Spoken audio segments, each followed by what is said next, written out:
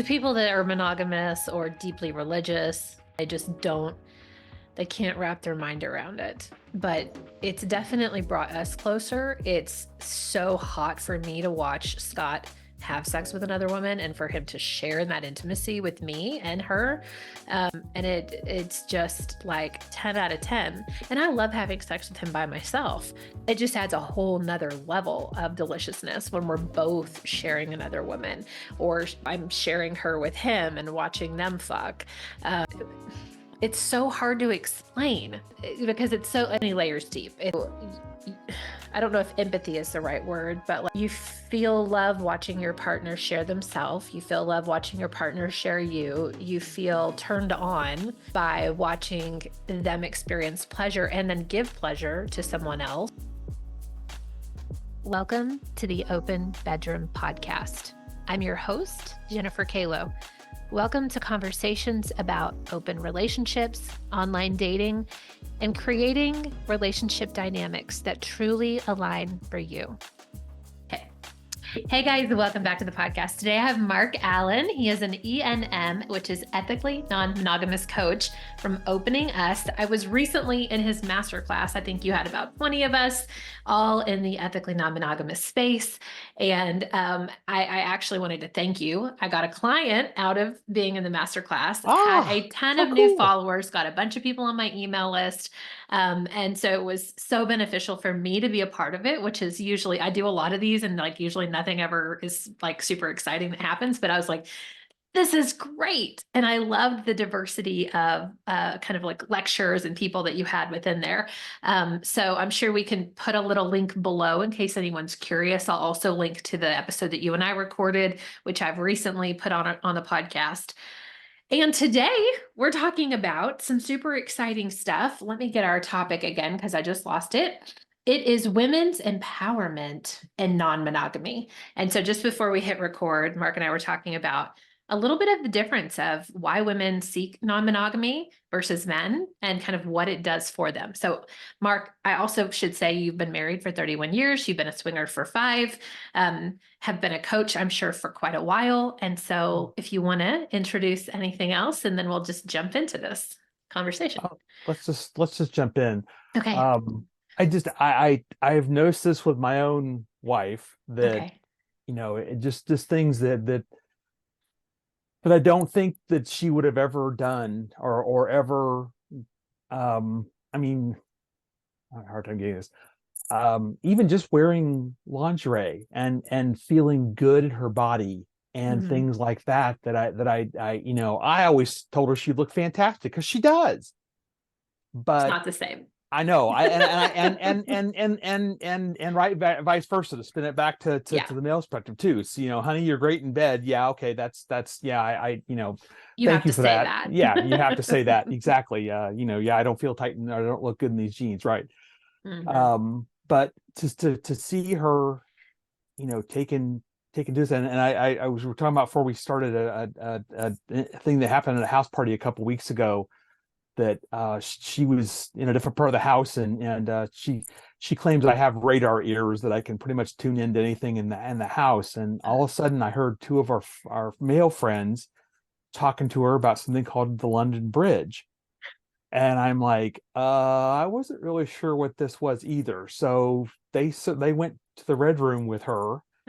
And I'm like, I'm gonna just tag along and see what, because they did the one of the rules of the party is that the door must remain open so anybody can watch. And I got there and they actually had a special bench that they had built for this, that she knelt down on it and then laid forward on her elbows. Okay. And then the guy from behind her she was in a party dress. And the guy from behind her pulled her panties down and took her from the back. And at the same time, the other guy, she took into her mouth from the front. And standing there watching this, I'm like, well, I wrote a post on this that I thought it was a little bit of love in it, just because seeing her enjoy herself, but a little bit of jealousy that I wasn't one of the guys. And then it just dawned on me, I think 2 days after I wrote the post, that it was actually a third thing in there too. It's like, did she really want this? Did did they really clarify exactly what was going to happen here? And did I need to rush in and play the protector? And luckily, all these thoughts spinning around my head just caused me to just stand there for a couple seconds at least, until I could really tell she was enjoying herself in it. And then just got to stand there and enjoy her enjoying herself with it. But this is one of those things. It's like this never. Despite the lack of another partner, it's just one of those things I don't think we'd ever even fantasized about or tried to create with toys or anything else.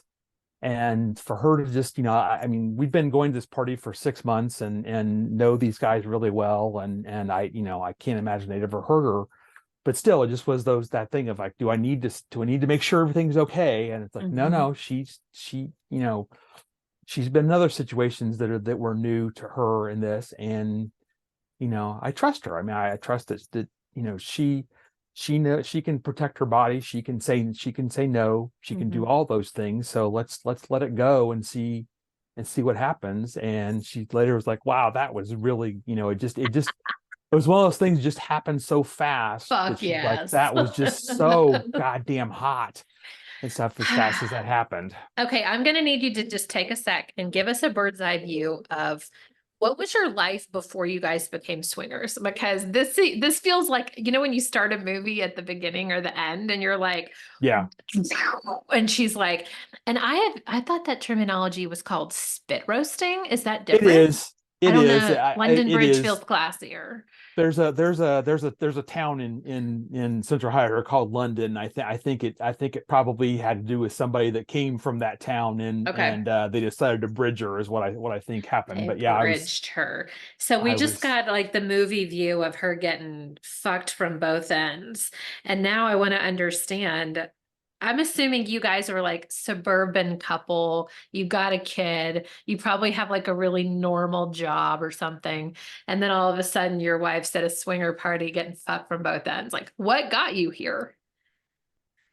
It's been a long road. I like to tell the story of us. We got married in Hawaii 31 years ago. And it was your classic destination wedding, at sunset on the beach, and just even thinking about it, I can smell the ocean breeze that was happening, and it was the perfect setup. But I'm standing there waiting for her at the gazebo to walk down the aisle basically. And I had butterflies, but it wasn't because I absolutely wanted to marry her. The thing I couldn't resolve was that I didn't want to be single. I didn't want to be married. I wanted to be something else. And this is 1992. there's I had no idea where to even look to find something else. So, I would rather marry her and be with her the rest of my life than I would to be single. So let's do this. So we absolutely did. And then fast forward about 10 years ago, and I found two non-monogamy podcasts, Swingercast, which is no longer with us, and another one that popped back up again the other day called The Life on the Swing Set. And I started listening to these and I'm like, oh, there's my third choice. That's what we could do. Oh, okay.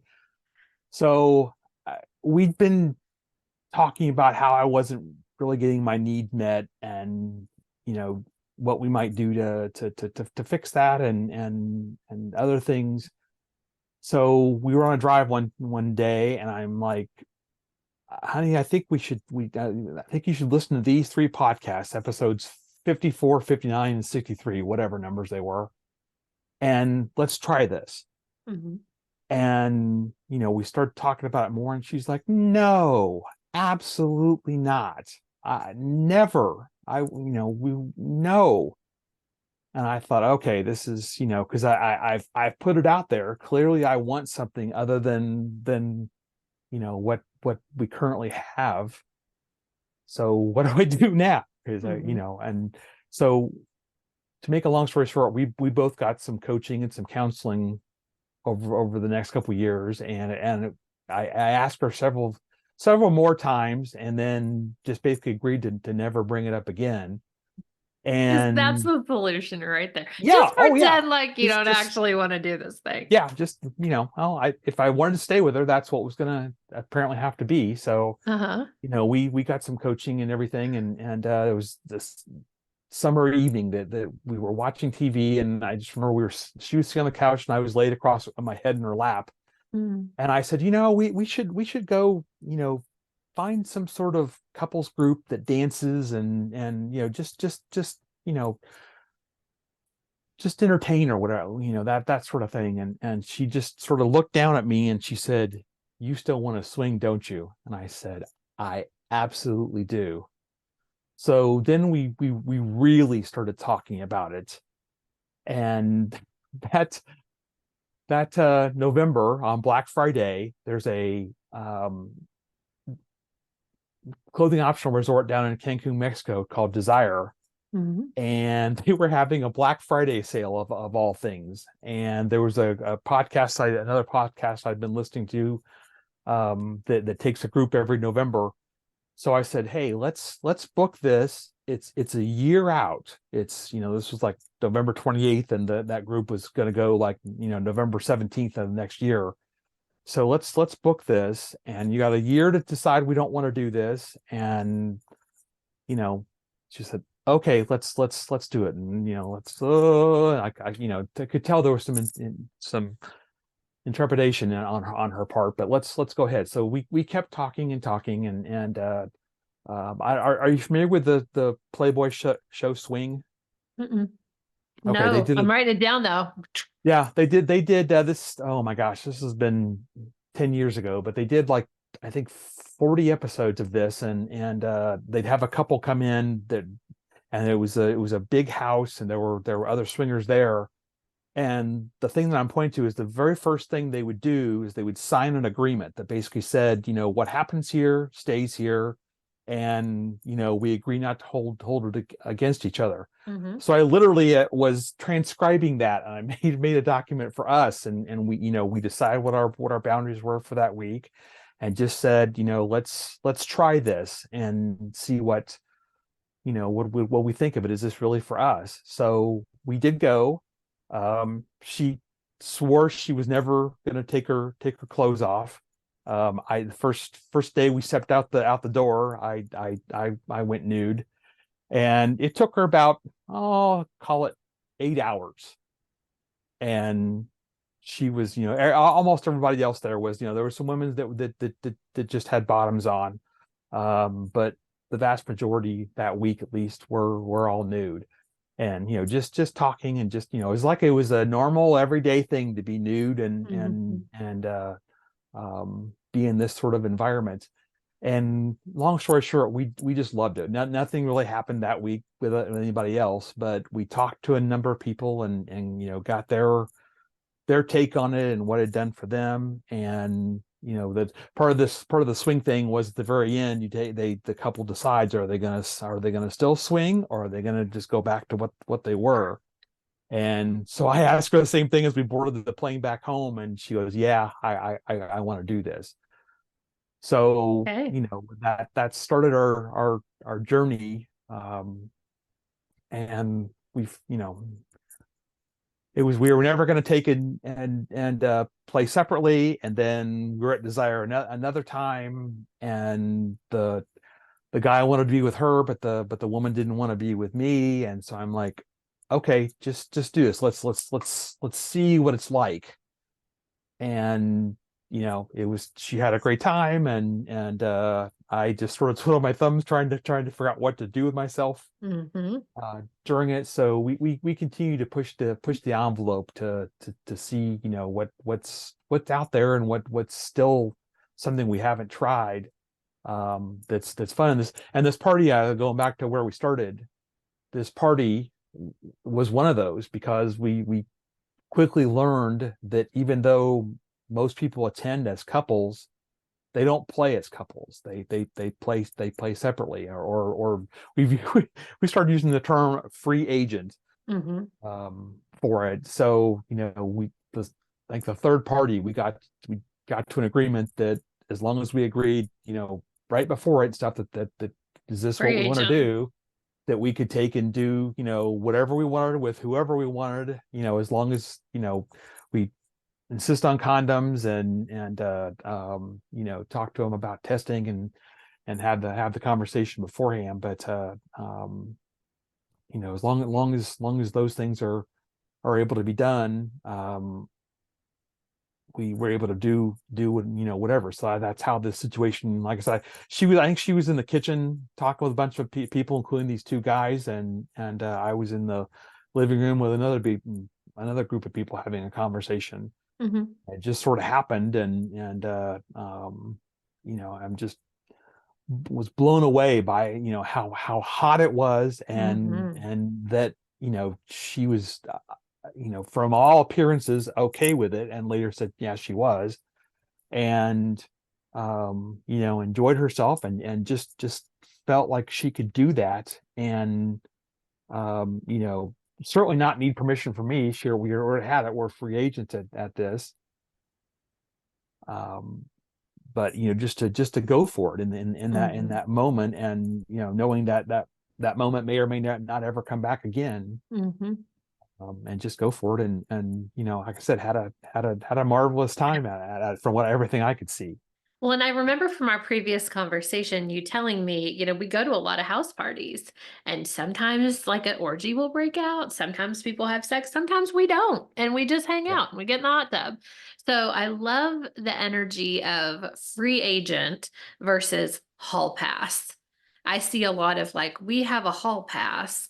Free agent is you can do whatever you want. You're a grown ass adult. You have my consent as your partner, go live your life, have fun, be safe, take care of yourself, say no if you don't want something, right? And it's such a different energy and mentality than I got a hall pass from my husband and I can come over and see you, but then I have to run home and he wants pictures and maybe a video, like it's just such a different thing.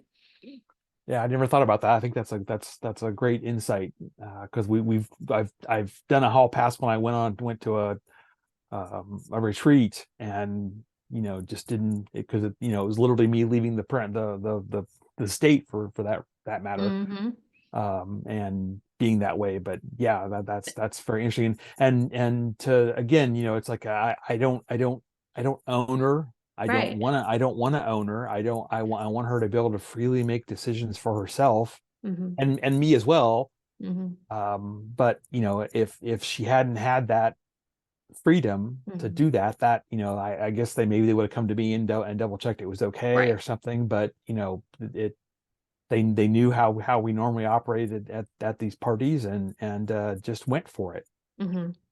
Yeah, it feels expansive. I wrote down a couple other things that just hit me while you were talking. One is, you said, this is at the beginning of your story, when you were talking to your wife and you were like, I really want to have my needs met, or I have unmet needs. Can you explain to our listeners, what does that mean exactly? Because I'm sure it can mean a lot of things to a lot of people, but what did that mean for you in particular? Well, in particular,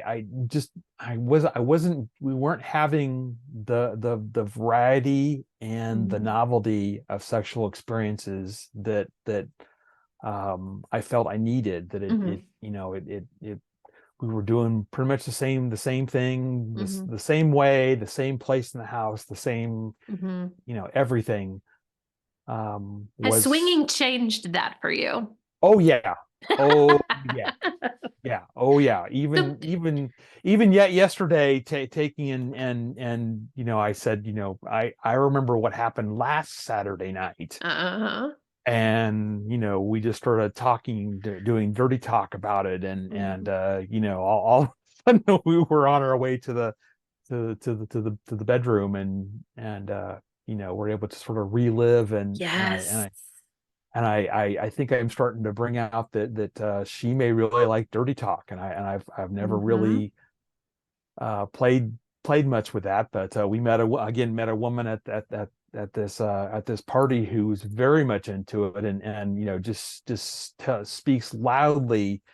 I could hear her in the other room, down the hall. She speaks so loudly, but she just describes what's going on, and it's like, oh my gosh, it's like, what, I'm like, okay, I need to go see what's going on in there. I'll be right back. Right. I'm next. I think what's interesting when you're in an open relationship, especially if you're sharing the experience, and Scott and I have 3 ways with women. So we're sharing that experience. You're having these group events where you're also participating, even if you're not having sex with your wife, but other people are. You're there and you're observing and you're watching her pleasure, and you're like, oh, that's a new move. I could use that over here in this other room. And what I find is you carry that into your bedroom one-on-one with your partner, and you can relive the experience. You can talk about what it felt like to have a man in your mouth and a man in your pussy at the same time. You can, explain that to your partner. You can just make it really sexy. You can relive it. He can masturbate to it. Like all of a sudden you have all this great spank bank material. And I just feel like it so up levels your own sex life and makes it even juicier. And then you're right. You're not like rinse, wash, repeating the same sex maneuvers for 25, 30 years. All of a sudden you have this like fresh, sexy energy. Like, I don't know about you, but I stay hot for Scott all the time. I would fuck his brains out like 5 times a day if he would let me. It's changed everything. Yeah. Well, I should say too, we met a couple that, like I said, keep pushing boundaries. We met a couple that's in this one state over in Pennsylvania, and we now go see them. Excuse me. We now go see them.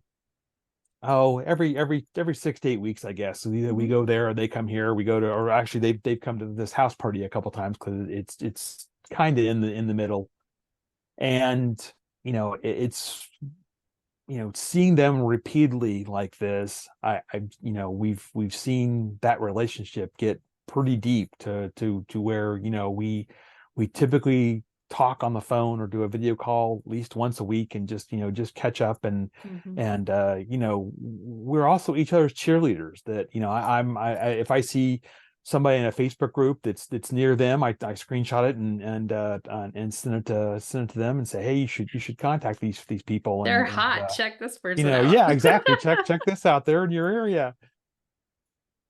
So there's kitchen table swinging then, because I'm poly and you're a swinger, but I'm doing the same thing that you're doing. Yeah, I mean, if there's no formal thing, or we're not a quad. I mean, it's one of those things we've talked about. It's like, if we live in the same city, what might happen, right? But we've both got jobs in our cities, and it's not something that we at this point we do, but we enjoy regular sex with these people. Exactly. She and I are able to create something sexually that I can't with most people, and I can't say why, and it's not necessarily better than what I do with my wife, but it's just different, and it just is we, by the time that 6 or 8 weeks rolls around and we are back together, it's like, okay, come on, let's yes, let's do this again. And it just, I just never thought, it's like, oh, it's going to be about, having a different couple every weekend. And now I find it's like, who else can I make that, that we can see from time to time. And we're even talking about maybe starting our own house party to see what other connections we could make that way. It's a great idea.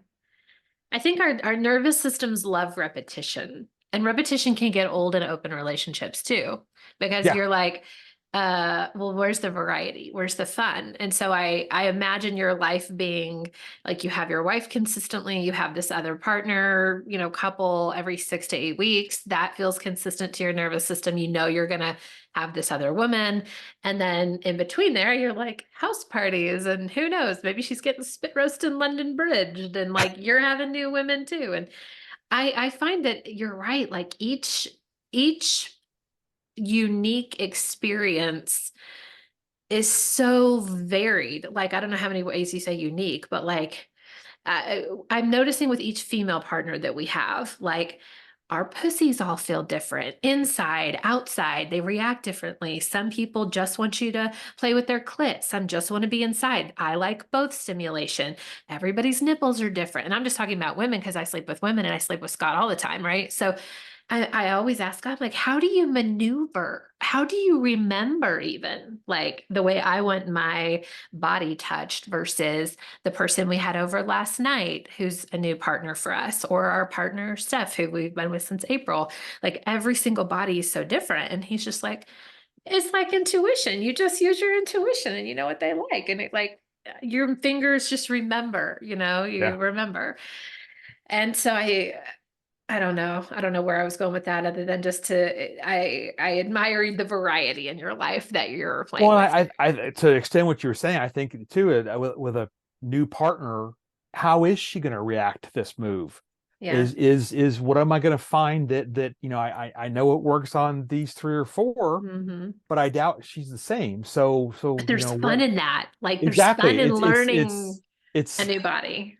exactly. It's like an adventure to take Yes. and see, what happens if I kiss her here? And it's like, you hear that moan, you go, oh, there's one. She definitely likes Right. that one. Remember that move that I And just you did. remember that. You remember that happened And to there's do that sweetness again. in your partnership with your wife too, that you have consistently. Like Scott just realized when I ride him on top, if he takes one of my hips and twists slightly, it does this kind of twisty, locky move on his cock, and it positions him to the front of my vagina where my G spot is.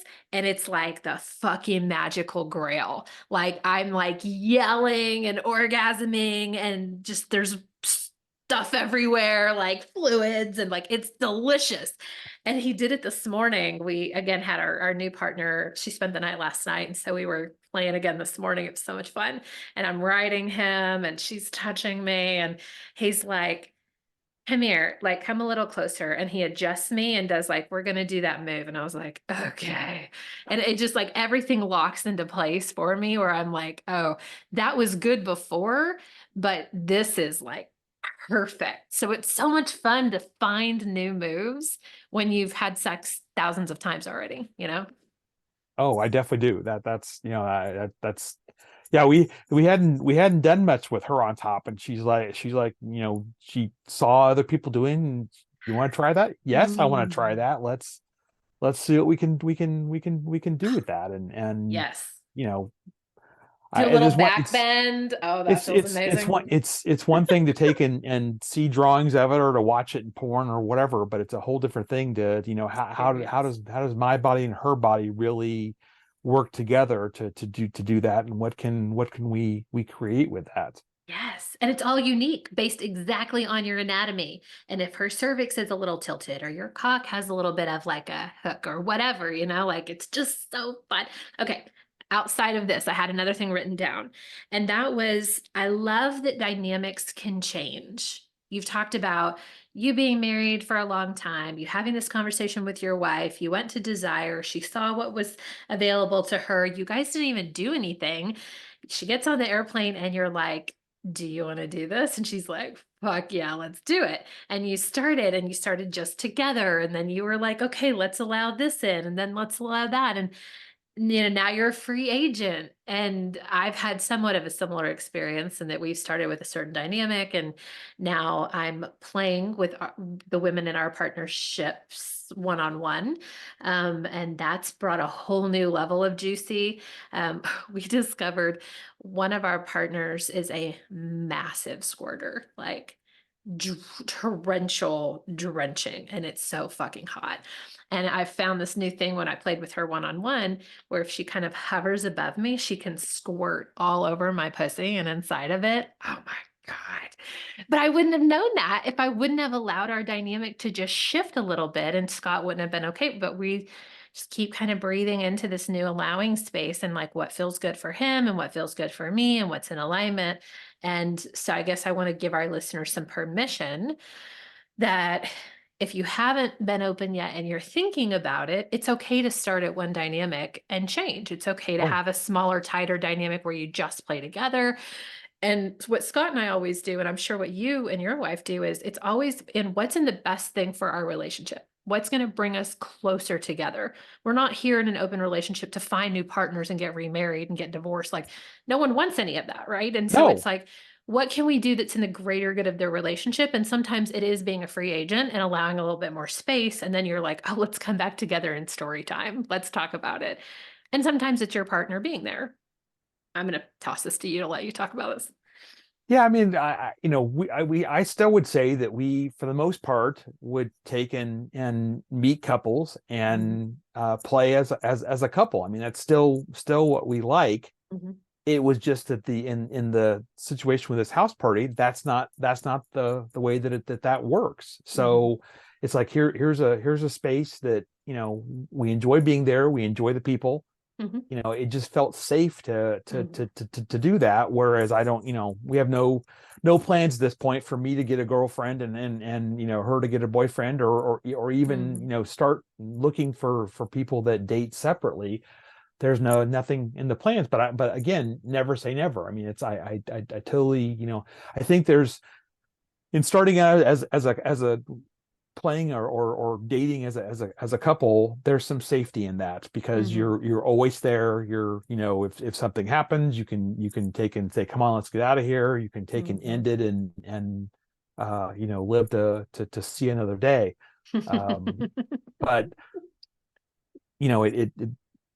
that quickly, that kind of becomes monotonous as well. I mean, and it's like, what could we do just a little bit different here? And I love that I had that opportunity at Desire for her to be with the one guy and see what, not only did she have fun with it, and they went to his room. So I might have taken and gone by it a couple times just to see what I could hear. Right. But just to make sure everything was okay. That's truly what it was. Yeah, sure. But it was, it was amazing to me that it's like, I was like, okay, I'll go out and lay by the pool and I'll read. And it's like, I'd read like a page and a half and go, oh, what's going on? It just was, I just couldn't shift my mind from it to just wonder what was happening at that exact moment, because I'm used to being able to watch and see it. So, and you can change your dynamic or that agreement where you do say, I love that you guys want to go play. I'm totally down for that. And how would you feel about recording it or live streaming it for me? Or like, I'd love to feel a part of it, but not be in the room. Like, can I voyeur from the smartphone? Exactly. And there's nothing wrong with asking for that if that's important to you. That would be important for me. Like, I want to feel included. So I either want Scott to give me the recap of what happened or the in detail. I like the details. Or I would imagine if we frequently, slept separately, that I would say, can you send me pictures, or can you guys make me a little video, or can you live stream it? Can I just watch from another house or whatever? That would be really hot for me. And then I would feel somewhat still connected to it. Yeah. I mean, this is a couple we'd played with before. So it wasn't like it was a brand new couple. I'm not sure it would have worked in that case, because that truly would have felt more like dating separately to me, and I don't know if I would have been okay with that. But this since there was familiarity there, I felt like it was something that was doable, and it was great to see if we could push that envelope and how that felt. And then when it came to me going to this retreat, and I asked for the hall pass, she's like, oh, I see. You get that because I got to be with him. And I said, no, absolutely not. I said, I don't even want you to go there, because that's not what I want you to separate think. Request. Yeah, separate request, separate, to view it as it's in its own vacuum. I said, because if you're comfortable with me doing it, that's great. If you're not comfortable with me doing it, if you want pictures, if whatever conditions you want to set for it, I'm good with that. But I would like to be this and see if I could, ask a woman to go to dinner a night, and then see what I could make out of that, that opportunity myself, that I don't have the opportunity to do, Monday through Friday, 9 to 5, or Yeah. And by the way, we did talk about this in detail in our other recording. So I'm going to put the link below. So if you guys want to hear Mark's steamy story, his steamy hall pass story, I'll call it that below, Mark's steamy hall pass story. I recommend that you listen to it. It's really sexy. And I think what Mark and I are doing right now, because we're both coaches, is we're giving you guys that are listening or watching us, because we're also recording this, lots of ideas of how to be open, lots of different dynamics, different situations within your dynamic. Like if you dated somebody for a little bit and you want to try breaking off, if that doesn't feel super comfortable, how do you ask for what you want? How do you make sure that it still feels in alignment? Maybe it's sending a picture or a video. There's so many different ways to do this. And so I don't want anyone listening who hasn't at least started trying to be open to feel overwhelmed that you have to figure out exactly what the perfect dynamic is for you, or you start getting super jealous or feeling like you're going to hyperventilate because there's just too many options. You just start with one, and then each time you take another step, you go, is this in alignment? Does this feel good for me? If it doesn't feel good for you, check in and figure out, well, why doesn't it feel good? What do I need to feel comfortable? And it might still be having access to your partner, to text throughout the night. If you're like, I think about last night, because we had our first sleepover with this new partner, and, we weren't like, don't talk to your husband. She was like checking on the kids and checking in with him. And that felt good to her nervous system, and so you just do what you need to do. Now, our original intent for this podcast was to talk about why women choose an E&M, an ethically non-monogamous relationship. Do you want to sidebar into that a little bit? Yeah, I was reading to you. Rosie Kay is her name. That's a UK swinging coach, and in her weekly email, she wrote, "Women, in my experience, view their involvement in ethical non-monogamy as a journey of sexual exploration, the enjoyment of sharing desires with their partner, and many find themselves attracted to the fact that others desire them. Yes, they may still want to have sex with other people, but for many women, it's less about the physical and more about the emotional enhancement they feel within their own relationship." And I read that yesterday, or maybe it was last week, and just loved it, because it's like I can see that even from my point of view. It's as much as the novelty and the variety and all those sort of things are great, what it's done for our relationship, the fact that we can, that I can ask for this hall pass, and her honestly say, oh, you're saying I need to give you that because you gave me the one at Desire, and me saying no, absolutely not. And we can freely talk about it. And and again, if she'd said no to that, I would have honored it. I absolutely would have. I mean, that's I also want to back up a second here and say that also what you were saying, all of this has happened over 5 years. Mm-hmm. So it's not like we took and did all those different things in the span of 6 months. It was doing something new, and then giving our nervous systems time to do it, and to acclimate to it, and we just kept talking about it. I mean, I don't know about you, but we find like 2 days later, our brains have finally processed it enough that we can take and really talk about it and say, what did you like about that? What did you not like about that? Mm-hmm. How did that feel? Those answers seem to be ready two days later, but a lot of times I'm so bad about immediately being like, how'd it go? How do you feel inside? And Scott's like, dude, I don't really know how to answer this. And I'm like, but don't you know how you feel? So it's a reminder that everyone processes differently too. Yeah.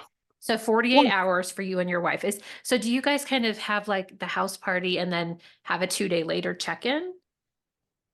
Or do you process on the way home, or how does that work? I think it happens in fits and spurts. I think sometimes if like that night, we definitely did talk about it on the way home. It's like, how, like, was that hot for you? And she goes, oh God, that was hot for me. And so I wanted to, like, that was sort of validating that I made the right decision to not take and act, and that, she was okay. And she, she wasn't just faking it, that she enjoyed it. And I felt like she really, was enjoying it. So it kind of depends. I mean, I think there's I would even say it's not that we wait 48 hours, it's that over the next 48 hours, we talk about it repeatedly, and just little nuances come up. It's like, how was it, I asked her, I said, was it comfortable on that bench? And she's like, yeah, it actually would. There's some padding on the step, and the main part of it that it was pretty comfortable there. And she said, I was just at the right angle that things worked very well. I'm like, okay, good to know, because maybe I want to take and participate in that with you, or somebody else at some point. So, but yeah, I think you just tend to think about other things over that 48 hours, and even sometimes weeks later, it's like, hey, remember when that was happening? Did you? And it's like, oh yeah, I hadn't thought about telling you about that. That was, great, or whatever. Right? But Like you have this memory of him, person in the back, like holding back her hair, yeah, like a leash. And you're like, yeah. did you like that? Like, do you want me to do that to you? Yeah, I think it's sort of like you just sort of have this mental image of it. You just are sort of like rotating it 360 degrees in each direction. And it's like, oh, what, that dress really worked out well for you, didn't it? Yeah. Or Those whatever. panties slid down really easily. I love that. And because I'm very similar, and I like to see all the angles too. And so I'll just be like, God, that was so hot. God, that was so hot. Oh God, that was so hot. Like there's no words. I don't know what other words to use other than sexy, hot, fuck me. Yes. Done. So why do you think, we were talking a little bit before we hit record. So what you're telling us from this article is that women choose to be in an E&M relationship, or to be in an open relationship, because of the connection that they feel. It's not even necessarily because of the sex. Sex is great. I also wonder if that has to do with their erotic blueprints, where they need more emotional connection versus sexual connection. Why do you think men choose? Is it predominantly because of sex and variety? I think so. Yeah. I mean, I think we get other benefits from it, like this poly couple, if you want to call it that, that we see repeatedly, that we get other benefits, that there's times that she and I will text and talk about something she knew of a time that something happened to me that wasn't exactly wonderful, and she was texting me to support me with it. So I think we get that still, but it's not the reason we want it. I mean, I don't, I want to say that the being able to talk about it, have this great communication, the closeness that it's brought to us, those weren't really goals, but oh my God, are they side benefits? I mean, that, just never. I tell people that it's, that if you do this, it'll take your communication to a level you've never imagined. You'll be closer than you could ever imagine. And like, oh no, they poo-poo it. And then I, see them start, and, I've had a couple of them come back and say, yeah, okay, you were right. And it just seems counterintuitive that you're going to have some freedom to be with other people, and yet it's going to enrich your own relationship, but it does. It's hard to explain to people that are monogamous or deeply religious, and they can't wrap their mind around it. But it's definitely brought us closer. It's so hot for me to watch Scott have sex with another woman, and for him to share in that intimacy with me and her. And it's just like 10 out of 10. And I love having sex with him by myself. It just adds a whole nother level of deliciousness when we're both sharing another woman, or, I'm sharing her with him and watching them fuck. It's I just it's so hard to explain because I think it's so many layers deep. It's like, I don't know if empathy is the right word, but like you feel love watching your partner share themselves. You feel love watching your partner share you. You feel turned on by watching them experience pleasure and then give pleasure to someone else. Um, You learn new moves. There's like this whole nother layer of intimacy. Well, I just keep coming back to that, I use the word closeness, communication, and they just don't seem sufficient. It's like there's just maybe we need to create a new word for this great euphoria that all of this creates. Because I just don't feel like those words, it's like you say closeness. Okay, well then somebody pictures me like leaning into her, and that's really not what I mean. It's more of an emotional closeness that I have with her, and a depth of communication that you would. So like I think about my life, like my previous partner versus Scott, or what normal people have in terms of conversation with their monogamous partner versus an open relationship. And a normal monogamous, vanilla relationship might look like, hey, are you picking the kids up from school? Did you get a dry cleaning? I need to go to Walmart. How was work? And in an open relationship, it's like, hey, our partner, blah, blah, blah, just texted, and here's what she's saying, and here's what's happening with her kids. And hey, don't forget tonight, we're going to go meet XYZ's husband for the first time. And so we're going to need to build a charcuterie board for 7. And did you buy enough condoms? Because we have a sex date on Thursday with blah, blah, blah. And, XYZ person is having a bit of a difficult emotional time this week. Maybe you could provide a little extra support. Maybe go take her to coffee. Like, that's the kind of level and even deeper that or how's your heart? How does your heart feel after this new experience of sleeping with someone one-on-one without me? And I know I was here in the house, but how are you feeling about that? Like really, truly, how's that affecting you emotionally? And is there anything that we need to do to repair? Like, we talk about intimacy and repair in our intimacy, and not that it's a negative thing, just how do we bring us back into together? How do we calm our nervous systems? How do we make sure she's okay? Like, do we want to do this again? It's like 100x. What normal did you let the dog out? Don't let him poop in the house kind of conversation. Yeah, but I think it's especially what you just described is a lot less surface level. I mean, there was some sort of, going to meet her for coffee. That's surface level. But is she okay? Do we want to see her again? I mean, all these things that are not just yes, no, or get eggs and milk while you're at the store sort of answers. They're ones that become conversations that aren't just simple, one question, answer, done. And that, like I said, you may say a little today, and then tomorrow you may say a little more because you've done a little more processing to it and understood it better yourself. And now you can share that with your partner as well.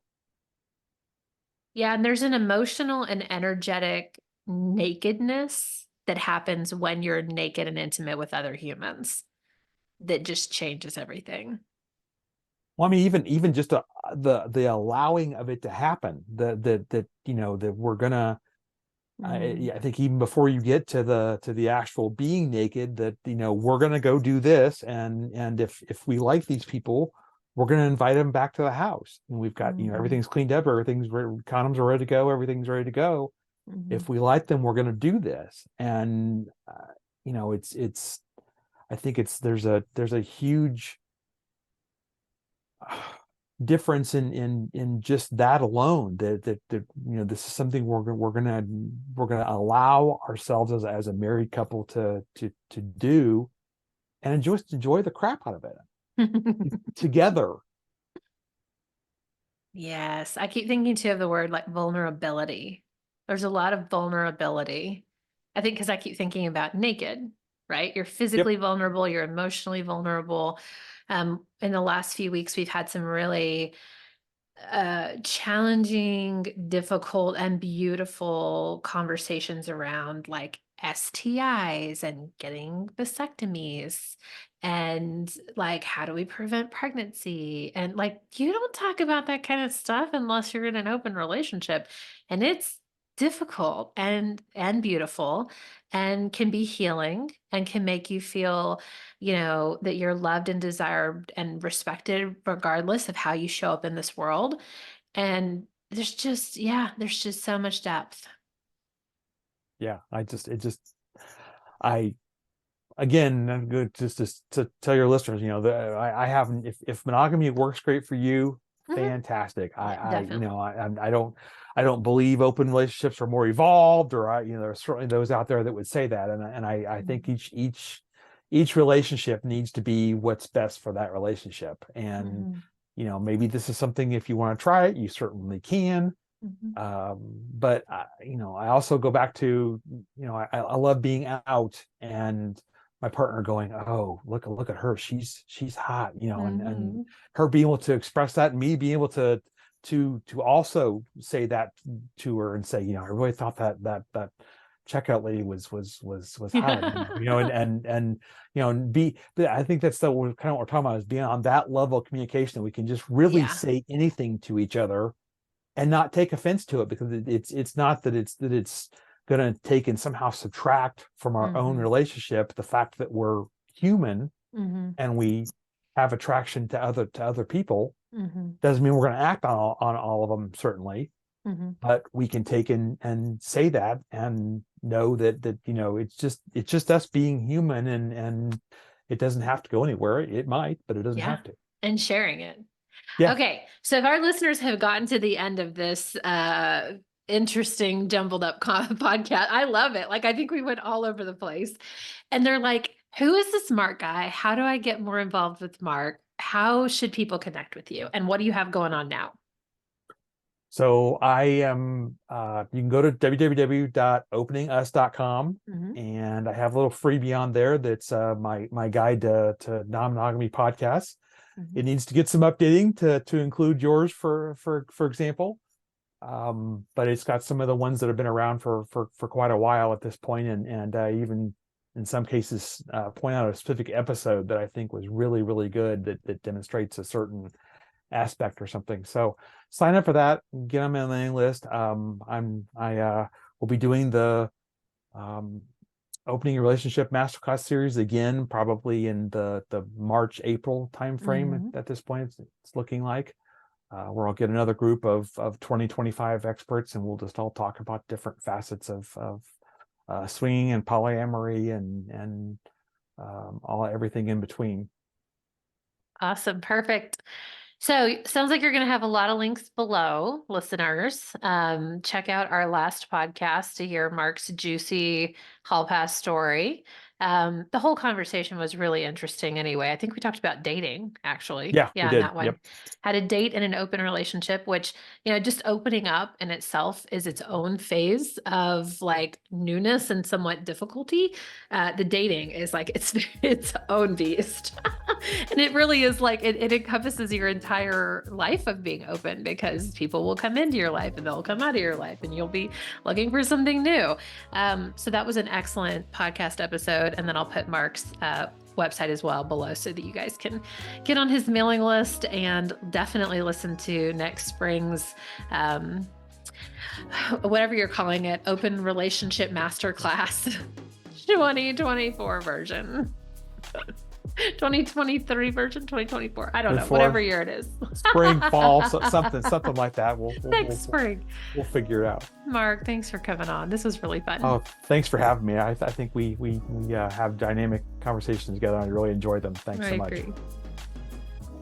Thank you for listening to the Open Bedroom Podcast. If you enjoyed today's episode, go ahead and give us a like and click subscribe below, and stay up to date on all the new episodes that we release. If you have a topic that you'd really like more information on, leave us a comment below and we'll see what we can do. Feel free to share this podcast with all of your friends, and especially your partners. This is a great way to open up some amazing conversations. We'll see you next week.